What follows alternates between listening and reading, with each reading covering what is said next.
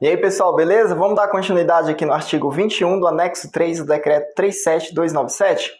O processo de apuração de prática de ato em desrespeito ao preceituado no Código de Ética dos servidores, dos empregados públicos civis do Poder Executivo do Distrito Federal será instaurado de ofício ou em razão de denúncia fundamentada, aquilo que nós já vimos comentado, respeitando-se o contraditório e ampla defesa pela Comissão de Ética, que notificará o investigado para se manifestar no prazo de 5 dias.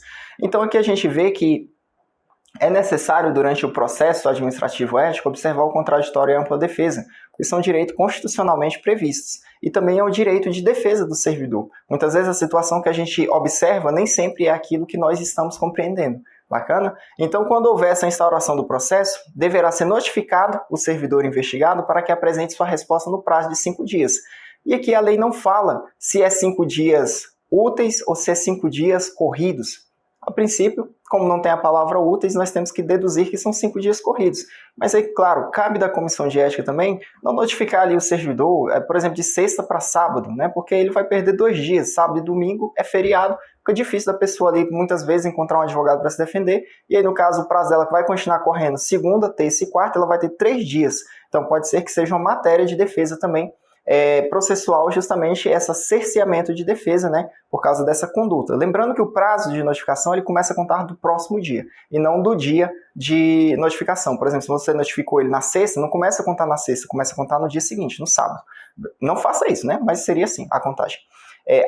As comissões poderão requisitar os documentos que entenderem necessários à instrução probatória, inclusive promover diligências e solicitar parecer. Na hipótese de serem juntados novos elementos de provas, o investigado será notificado para se manifestar no prazo de 10 dias. Então aqui, né, a comissão ali ela atuou e ela viu que ainda não tinha elementos suficientes para se posicionar pelo arquivamento, pela condenação do servidor, e ela pede novos elementos e chega-se novos elementos de prova. Então toda prova que é juntada no processo tem que se dar à parte denunciada o direito de se defender daquela prova. E a gente vê que da notificação são 5 dias, mas de novos elementos de prova são 10 dias para se manifestar. Concluída a instrução processual, as comissões de ética proferirão decisão conclusiva e fundamentada. Tem que se posicionar se é pelo arquivamento ou se é pela condenação, pela censura, sempre de maneira fundamentada. Se a conclusão for pela existência de falta ética, as comissões de ética tomarão as seguintes providências no que couber. Aqui ele já fala, né, se for pela falta ética, porque se não for, é o arquivamento do processo. Mas se caso seja a existência de falta ética, vamos ver acerca das providências. As comissões deverão encaminhar sugestão de exoneração do cargo ou função de confiança à autoridade hierarquicamente superior ou a devolução do agente ao órgão de origem, conforme o caso. Então aqui a gente observa que a comissão ela vai sugerir, né? Ela vai propor que seja concedido, né? Que seja ali naquele caso exonerado aquele servidor ou aquela pessoa ocupante do cargo de função de confiança, certo? Ou então devolver ao órgão de origem. Quando ele fala devolver, são daqueles servidores que são requisitados, certo? Cedido quando tem cargo em comissão, requisitado quando a pessoa vem prestar serviço em outro órgão a pedido daquele órgão. Por exemplo, nós vemos na Lei 840, na Lei Complementar 840, que pode ser requisitado servidor para trabalhar junto ao governador, junto ao Tribunal do Distrito Federal, né, o TJDFT, e também não está na 840 do TJDFT, mas tem esse regramento também. Mas tem lá previsto ao Tribunal de Contas e também ao Tribunal Regional Eleitoral. O Tribunal Regional Eleitoral geralmente é um dos que mais requisita os servidores, porque ele tem ali suas atribuições administrativas quando está no ano de eleição. É também uma providência a ser tomada pela Comissão de Ética, o encaminhamento, conforme o caso, para a Controladoria Geral do Distrito Federal ou unidade específica do Sistema Correcional de que trata a Lei 4938 para exames de eventuais transgressões disciplinares. Então, aqui no caso, são duas formas de agir, né? Primeiro, ela vai sugerir a exoneração ou a devolução do servidor, e também vai encaminhar o sistema correcional para que haja apuração especificamente no âmbito disciplinar daquela instituição. No caso, se for a CEGEP, no caso, né, vai ser para o âmbito da Controladoria Geral do Distrito Federal, e se for no caso das unidades de correição, nos casos das comissões de ética, vai enviar para as unidades de correição do órgão específico. Qualquer pessoa, olha aqui o termo que a gente queria, né? A qualquer pessoa que esteja sendo investigada, no recinto das comissões de ética, é assegurado o direito de saber do que lhe está sendo imputado, de conhecer o teor da acusação e de ter vista dos autos, mesmo que ainda não tenha sido notificada da existência do procedimento investigatório. Então aqui é quando a pessoa ainda não foi notificada, mas ela já tem ciência que já tem um processo contra ela sendo observado, sendo ali instaurado pela comissão de ética. Ela tem esse direito de saber. Então aqui nesse caso, se a pessoa ela requisita a comissão de ética conhecer do processo, a comissão de ética já envia justamente com aquele prazo de 5 dias para que ela se manifeste. Já aproveita e notifica, beleza? As comissões de ética não poderão se eximir de fundamentar o julgamento da falta ética do servidor, empregado ou prestador de serviço contratado, alegando a falta de previsão no Código de Ética do Poder Executivo do Distrito Federal, cabendo-lhe recorrer à analogia, aos costumes, aos princípios éticos e morais conhecidos em outras profissões. Bom, quais profissões seriam essas? Aqui ele está comparando as comissões de ética com as atribuições dos magistrados, dos juízes. O que seria aqui, nesse caso, um certo princípio da inafastabilidade de jurisdição. Mas é um pouco contraditório a gente ter esse tipo de regramento, porque as comissões de ética não possuem jurisdição. Jurisdição é o poder-dever do Estado de dizer o direito no caso concreto. E só quem tem esse poder-dever é o Poder Judiciário. E dentre os órgãos do Judiciário estão os juízes, certo? As comissões de ética sequer têm a palavra final, porque no Brasil nós adotamos o sistema inglês de contencioso, que é o Poder Judiciário que dá a palavra final. Se fosse o contencioso francês, do modelo francês, que aí sim, na esfera administrativa, haveria essa palavra final no âmbito administrativo.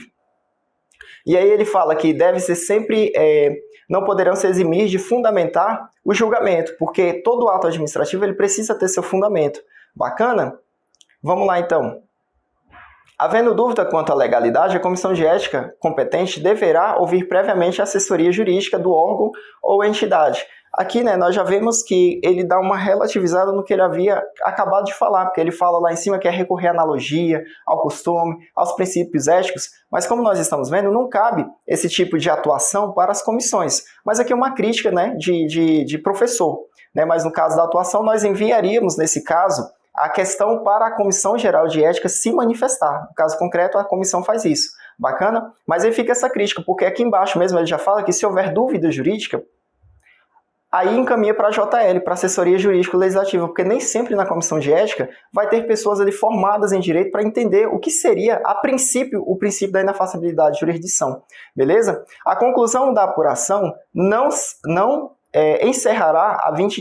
acabará em 20 dias, contado da data de instauração do processo, admitida a prorrogação por igual período. Então aqui a gente vê que o lapso processual das comissões de ética, do PAI, do processo administrativo ético, é de 20 dias, a princípio 20 dias corridos. Mas perceba que ele fala admitida a sua prorrogação por igual período, ele não fala admitida 1, 2, 3 prorrogações, ele fala admitida a sua prorrogação. Mas sempre que for prorrogar, deve ser por ato fundamentado, beleza? Das disposições finais. Os trabalhos na Comissão Geral de Ética Pública e nas comissões de ética são considerados relevantes e têm prioridade sobre as atribuições próprias dos cargos de seus membros, quando estes não atuarem com exclusividade na comissão. Aquilo que nós já havíamos falado. Os trabalhos da comissão de ética eles são prioritários às atribuições propriamente de origem de lotação do servidor, quando não houver essa atuação exclusiva. Os órgãos e entidades da administração pública do Distrito Federal darão tratamento prioritário às solicitações de documentos necessários à instrução dos procedimentos de investigação e instauração da Comissão Geral de Ética Pública e pelas comissões de ética. Então, nós temos essa prioridade na hora de receber determinadas informações dos órgãos e das entidades da administração pública. As autoridades competentes não poderão alegar sigilo para deixar de prestar informação solicitada pela Comissão Geral de Ética Pública e pelas comissões de ética. Então, para nós da comissão, como nós estamos também apurando outros fatos, seria como uma instância administrativa, não cabe para nós essa alegação de que determinado dado, determinado fato é de caráter sigiloso. Aqui ele já está falando que essa aplicação de sigilo não cabe às comissões. Então, a autoridade ela tem o dever de prestar aquela informação. A infração de natureza ética cometida por membro da Comissão de Ética será apurada pela Comissão Geral de Ética Pública. Então, aqui seria o foro, né, privilegiado dos membros da comissão, que eles vão se reportar, eles vão ter que sofrer o processo perante a Comissão Geral de Ética Pública, e não perante, ali no caso, a própria autoridade do órgão, e sim a Comissão Geral de Ética Pública.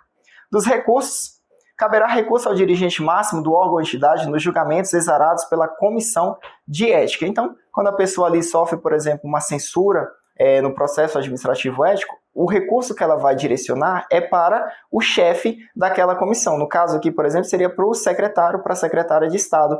No caso da CEGEP, será para o governador do Distrito Federal. Beleza? O recurso deverá ser fundamentado e interposto perante a própria comissão ou a CEGEP, cabendo a essas o juízo de reconsideração da decisão em 5 dias, ou neste prazo encaminhá-lo devidamente instruído ao dirigente máximo do órgão ou entidade. Aqui fala acerca, né, do juízo de reconsideração. Mas perceba primeiramente que ele fala que o recurso ele tem que ser fundamentado. Não basta você dizer, eu não concordo, envia recurso.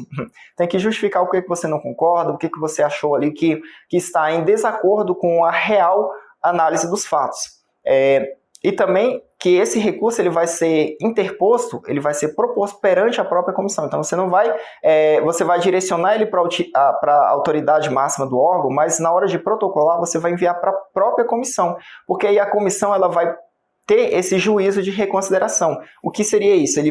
A comissão vai analisar o seu recurso e ver se aquilo que você propôs no seu recurso faz realmente sentido processual, se está de acordo e que seria mais justo atuar daquela maneira.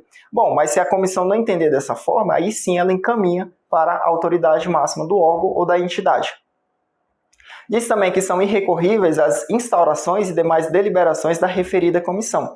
Então, a fase de autuação processual, a fase de pedido de novas provas, nada disso tem como recorrer. Só tem como recorrer ao final do processo. Caberá recurso ao governador do Distrito Federal no caso dos julgamentos das Comissões Geral de Ética Pública, aquilo que nós já havíamos comentado.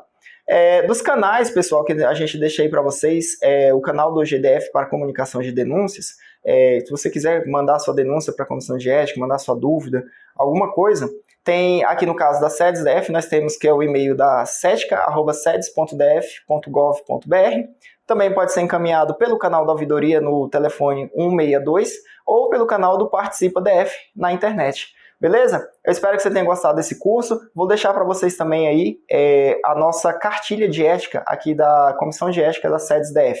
Então, pessoal, beleza? Muito obrigado pela sua audiência e continue aí que sempre tem mais coisa para aprender.